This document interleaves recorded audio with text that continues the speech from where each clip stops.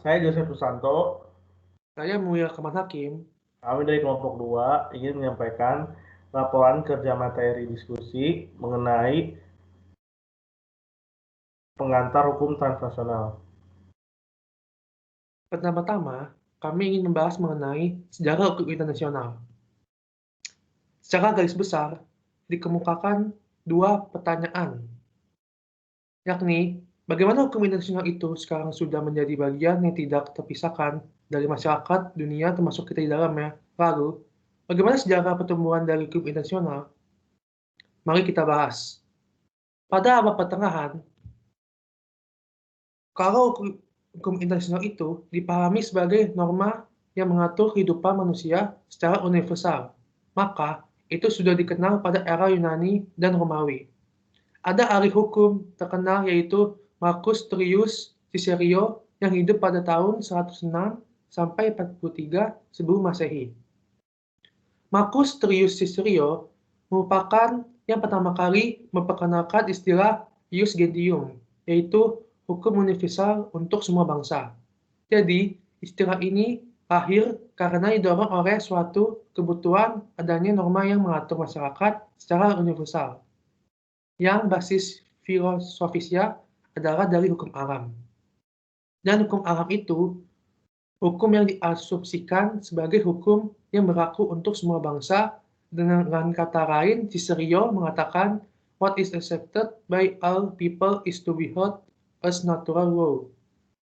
Ius gentium itu adalah perwujudan dari hukum alam itu. Jadi, hukum internasional itu sudah dikenal sebelum Masehi dengan istilah ius gentium. Kemudian, ius gentium itu selama berabad-abad sudah diakui urgensi dan diakui juga kemanfaatannya. Maka, pada abad pertengahan, ius gentium itu kemudian berkembang, khususnya di Eropa dan era Kekaisaran Romawi. Yang dimaksud dengan abad pertengahan itu adalah dimulai dari tahun 500 Masehi sampai dengan jatuhnya ibu kota Kekaisaran Romawi Timur, Konstantinopel, atau pada zaman sekarang disebut kota Istanbul, yang jatuh pada tahun 1453. Abad pertengahan itu merentang kurang lebih 1000 tahun dari tahun 500 Masehi sampai dengan jatuhnya ibu kota Kekaisaran Romawi Timur di Konstantinopel dan Romawi Barat yang berpusat di Roma.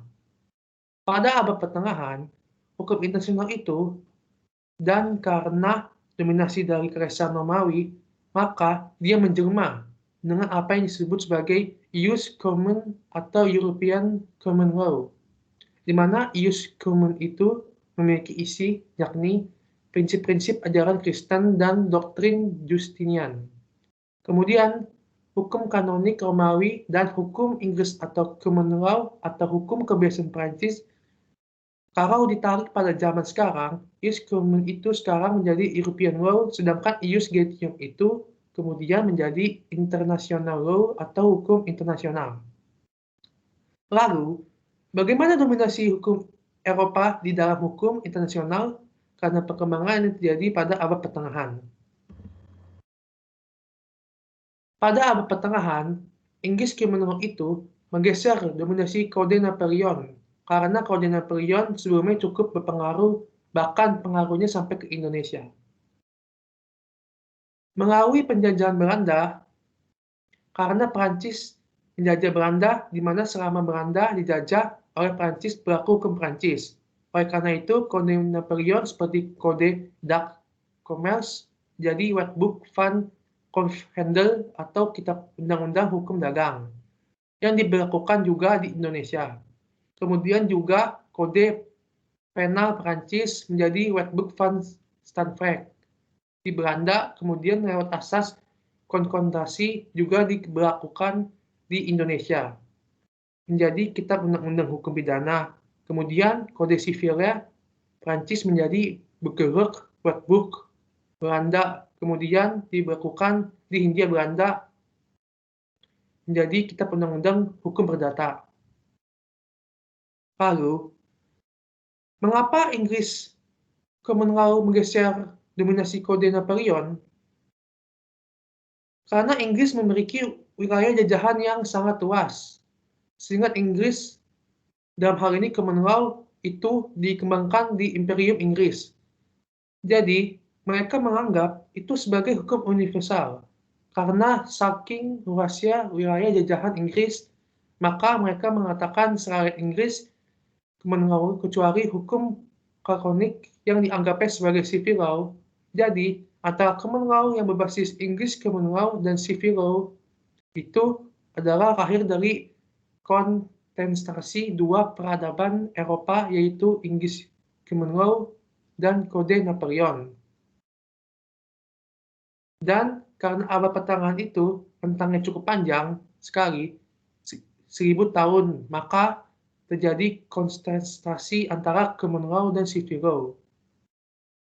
Common law itu berasal dari praktik-praktik hakim kerajaan atau royal judges yang berbasis pada prinsip stare decisis yang membatasi kewenangan kerajaan melalui pembatasan konstitusional.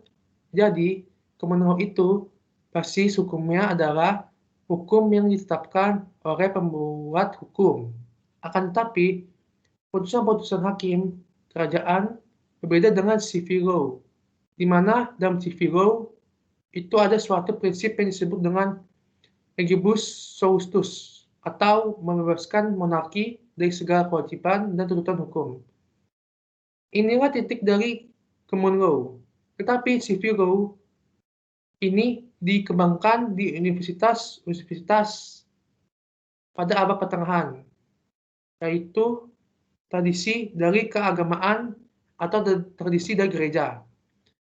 Teologi asalnya. Maka kontribusi dunia Kristen pada abad pertengahan terhadap perkembangan hukum internasional dan khususnya oleh civil law itu sangat besar sekali. Karena civil law itu dikembangkan dengan pendekatan-pendekatan akademis berbeda dengan common law yang merupakan produk dari putusan-putusan hakim. Pada abad pertengahan, hukum kanonik berkontribusi besar terhadap pembentukan hukum Eropa dan Inggris Common Law dan hukum Romawi abad pertengahan. Antara lain, prinsip-prinsip yang dikenal dalam hukum internasional seperti equity, tradisi atau mores, good fight, proses peradilan atau litigasi. Kemudian ada satu kontribusi yang cukup penting yang mendasar dari hukum kanonik, yang mana hukum itu dikembangkan di gereja dan posisi individu dalam hukum internasional. Sementara secara tradisional, hukum internasional itu subjeknya adalah negara, jadi bukan individu. Tapi hukum kanonik sejak awal itu sudah menempatkan individu itu sebagai subjek dalam hukum internasional. Kemudian, juga hukum kanonik itu juga mendukung sumber hukum internasional yang bersifat non-sterile, executive. Hukum internasional yang kemudian berkembang adalah hukum internasional yang berbasis kepada penetapan hukum lewat kesepakatan-kesepakatan negara dalam bentuk tulis. Sementara hukum kanonik itu dari awal sudah adanya sumber hukum internasional yang tidak berbasis dengan persetujuan negara. Kenapa demikian? Karena hukum kanonik itu hukum yang bersumber dari Tuhan atau wahyu. Jadi nuansa-nuansa hukum alamnya sangat kuat dalam hukum kanonik. Pada abad pertengahan, juga lahirnya suatu kontribusi dari dunia Islam, yaitu mereka menyebut sebagai syiar atau Imam Abu Hanifah. Hukum internasional itu dari kata syiroh, yang berarti sejarah dari hukum internasional itu, yang dikembangkan lewat tradisi-tradisi masyarakat muslim dengan sesama masyarakat muslim, dan juga non-muslim. Mereka mengembangkannya apa yang disebut sebagai syiar dari kata asyiroh. Dengan perkataan lain, hukum internasional di dalam dunia Islam juga berbasis kepada kebiasaan-kebiasaan yang terbentuk di dalam relasi mereka. Ada tokohnya yang terkenal, yaitu Hasan Rashid Syaibani, yang menulis buku berjudul Asy-Syarrul Kabir, tentang perang dan diplomasi. Kalau di Eropa ada Gorius sebagai bapak hukum internasional Eropa atau Barat, maka orang Barat menyebut Hasyad Aziz Syabani itu sebagai Muslim Gorius dalam dunia Islam. Dan ini sangat berkembang pada era kekhalifahan Turki Ustami yang berkuasa lebih 500 tahun, termasuk juga yang menjangkau beberapa kawasan Eropa. Lalu kita lanjut pada abad modern. Yang dimaksud pada abad modern di sini adalah pasca abad pertengahan. Pada abad modern itu mulai dikaji ulang konsep ius gentitum khususnya oleh Francisco de Victoria dan Francisco Suarez dari Spanyol yang berasal dari Universitas Salamanca yang merupakan salah satu universitas tertua di dunia. Di mana Victoria dan Suarez itu mengganti genium dengan gentes atau nation karena alasannya untuk lebih menjadikan hukum internasional itu mengatur relasi antara manusia bukan relasi antar negara. Perkembangan hukum internasional itu sekarang menuju ke hukum global, di mana norma-norma internasional itu bahkan langsung mengatur warga negara, di mana masing-masing negara. Jadi kalau lihat pada perkembangan sejarahnya ini, embrionya itu sudah dilakukan oleh Victoria dan Suarez. Yang dikatakan embrio dari hukum internasional modern, di mana Gentium dengan Gentes lebih menekankan bahwa hukum internasional itu bukan hanya mengatur, akan tetapi mengatur manusia juga. Maka mereka menggunakan istilah ius inter gentes atau international law. Nah, ini kenapa asumsinya begini. Jadi, dari Victoria dan Suarez, hukum internasional itu adalah hukum yang berbasis kepada manusia. Makanya setiap bangsa akan menyatakan tidak manusiawi apabila tidak menghormati dan melindungi orang-orang asing tanpa alasan yang benar. Oleh karenanya, hukum internasional itu embrionya adalah hukum diplomasi. Bahkan ada yang mengatakan hukum internasional awal-awalnya identik dengan hukum diplomatik. Makanya, hukum internasional menjadi hukum yang sangat kental basis etiknya. Karena setiap bangsa yang menyatakan tidak manusiawi apabila tidak melindungi dan menghormati tamu dan orang asing tanpa alasan yang benar. Misalnya di Perancis, wilayah-wilayah gedung-gedung diplomasi tidak boleh dimasuki begitu saja, termasuk keamanan. Jadi itulah contoh sakralnya hukum internasional yang menempatkan manusia itu harus manusiawi. Mungkin. Hanya kemudian hukum internasional menjadi terkotori setelah adanya penjajahan. Padahal Victoria dan Suarez itu sudah melakukan kaji ulang rekonseptualisasi mendasar terhadap hukum internasional, di mana harus betul-betul berbasis pada penghormatan manusia. Jadi, dalilnya adalah setiap bangsa akan menyatakan tidak manusiawi apabila tidak menghormati dan melindungi tamu dan orang asing tanpa alasan yang benar. Kemudian pada abad modern ini, hukum internasional disistematisasi oleh Hugo Grotius, seorang Belanda. Dia pernah menjadi pengacara VOC untuk sengketa-sengketa di Selat Malaka. Ketika itu ada suatu kajian embrio hukum internasional di kawasan Asia Tenggara. Hugo Grotius mensistematisasi hukum internasional modern lewat karyanya De Jure Belli Acte Paris atau Hukum Perang dan Damai yang dipublikasikan pada tahun 1625. Menurut Grotius, hukum antarbangsa adalah hukum yang membasis kepada kehendak negara atau voluntary ius gentium atau hukum positif yang berbeda dengan alam. Hukum internasional klasik itu basis filosofinya adalah hukum alam. Hukum alam itu hukum yang berbasis kepada hukum Tuhan. Jadi hukum alam itu meyakini bahwa hukum itu universal atau yang diturunkan oleh Tuhan. Dan hukum yang diturunkan oleh Tuhan itu adalah hukum agama. Makanya hukum alam generasi pertama itu adalah hukum agama.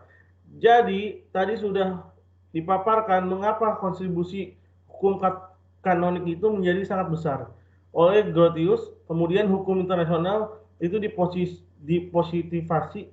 Kenapa? Karena bagi Grotius yang universal itu bukan saja hukum, bukan hanya hukum Tuhan, tetapi hukum yang berbasis kepada rasio. Jadi, menurut Grotius, rasio itu adalah universal. Jadi, hukum itu universal karena masuk akal.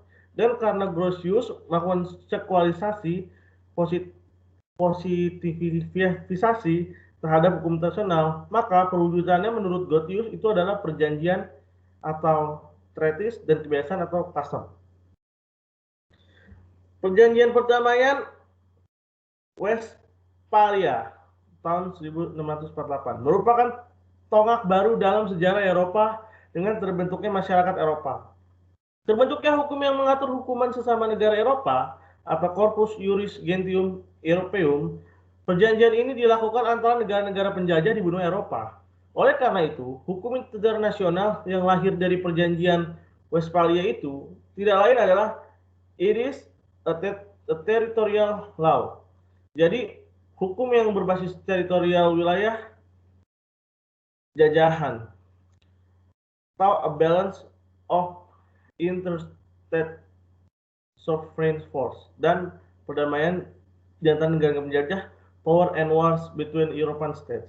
Akibat dari konsekuensi perjanjian Westphalia, maka dikenakan dua wilayah, yaitu satu wilayah Eropa, yaitu wilayah perang atau Tetrumviri, dua wilayah non-Eropa atau wilayah tidak bertuan atau res nullius.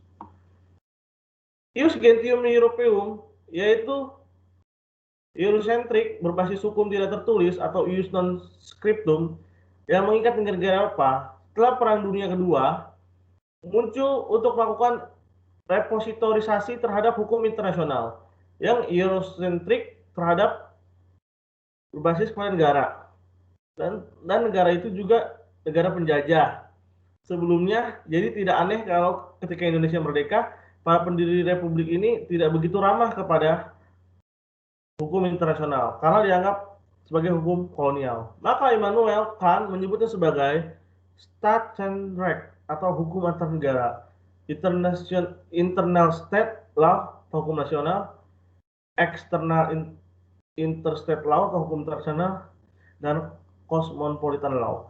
Menurut Immanuel Kant, cosmopolitan law merupakan hukum internasional itu tidak hanya mengatur realisasi antar negara, melainkan juga individu dan individu yang ada di dalamnya.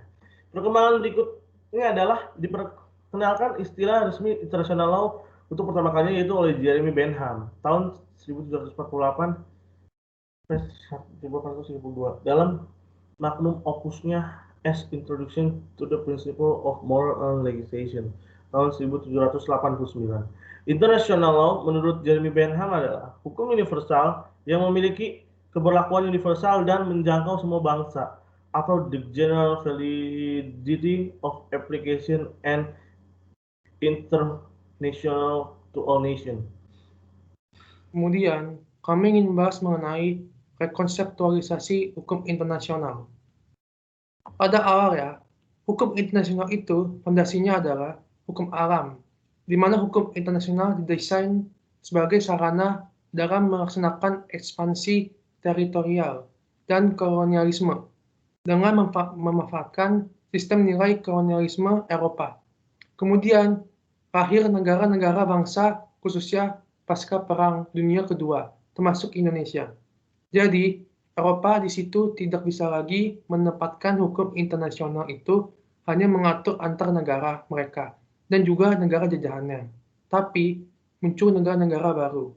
Kemudian, pasca Perang Dingin diikuti dengan dominasi kapitalisme Barat ketika tahun 1989 sampai sekarang.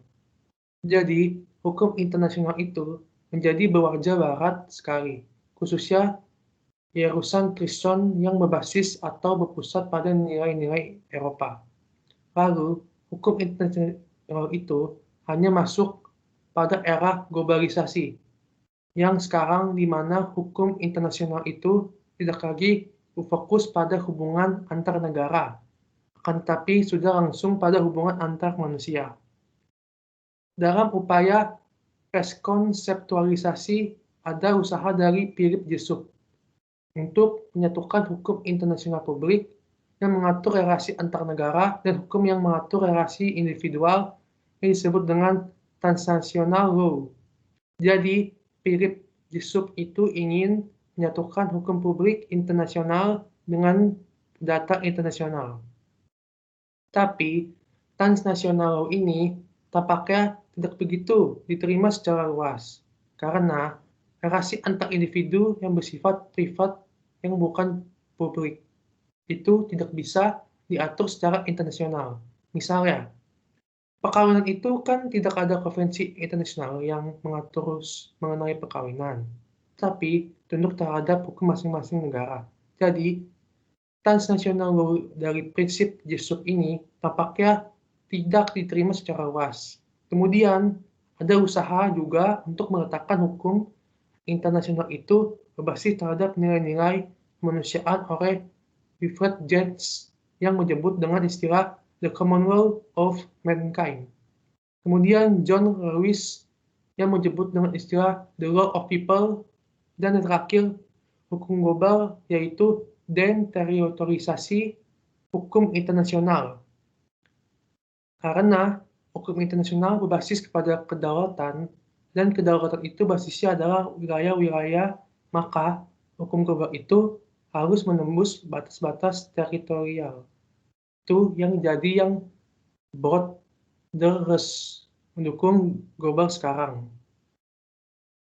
Mengapa sekarang mengarahnya ke hukum global? Karena hukum domestik maupun hukum internasional tidak sepenuhnya mampu memberikan solusi yang memadai, dan jawabannya adalah hukum global.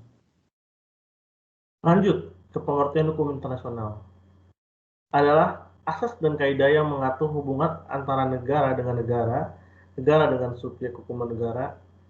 Subjek hukuman negara yaitu organisasi internasional atau individu. Lalu karakteristik. Hukum internasional atau publik internasional yaitu international element atau elemen publik tidak bisa tunduk pada hukum negara itu tersendiri. Contoh, Indonesia membuka hubungan diplomatik, yaitu masuknya aspek publik bukan mengatur orang perorangan. Lalu, hukum perdata internasional atau foreign element atau elemen asing. Contoh, warga negara Indonesia membeli rumah di Singapura. Pemilik rumah di Singapura itu orang Thailand, sehingga terdapat 3 elemen asing. Sehingga terjadi kesepakatan antara 3 negara itu. Hukum mana yang akan dipakai jika tidak memakai asas the most characteristic connection? Mana yang memiliki hubungan yang paling erat, yaitu objeknya, yaitu rumah, sehingga yang berlaku hukum Singapura. Lalu pandangan klasik mengenai hukum dunia dan hukum internasional. Hukum dunia atau world law, yaitu sifat subordinasi atau bersifat memaksa karena ada perangkat hukum seperti polisi, jaksa, dan lain-lain.